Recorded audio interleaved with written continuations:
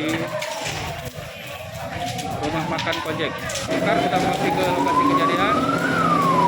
Ini kebakaran terjadi sekitar di hari ini tanggal 21 Januari 2023. Rumah makan apa apaan ya?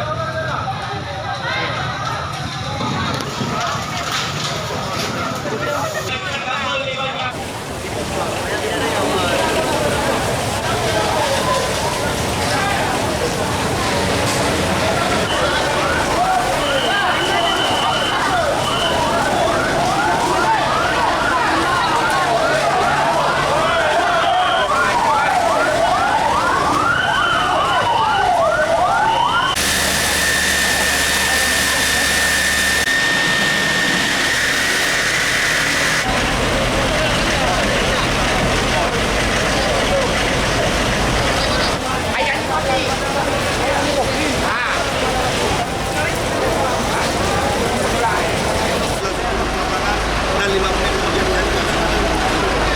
menit kemudian saya langsung menuju ke lokasi. Tadi dengan informasi jam 5:10, 7 menit kemudian saya mendengar informasi terjadi kebakaran, maka saya bersiap untuk menuju ke sini.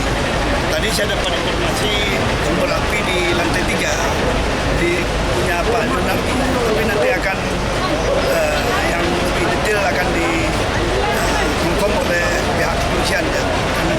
Cek. Saya mengharapkan dengan kejadian ini mudah-mudahan masyarakat Kota Banda Aceh lebih hati-hati ketika meninggalkan rumah. Tadi memang penghuni rumah sudah kosong, beliau melaksanakan Lebaran, Imlek, pergi ke tempat keluarga, rumah kosong, tiba-tiba sudah terjadi api. Artinya tempat yang terbakar ini kosong ya Pak? PGI Jadi informasinya? kosong, saya dapat informasi di lantai 3 kosong punya Pak Yonadi. Kita apa penyebabnya nanti kan dari pihak ini akan cek ya, pihak berwajib ya. Mudah-mudahan saya ingatkan juga untuk warga Banda Aceh ketika berpergian pada saat ini seperti Lebaran Imlek untuk lebih berhati-hati menjaga terutama listrik, lain kompor dan lain agar kita bisa menghindar dari kebakaran.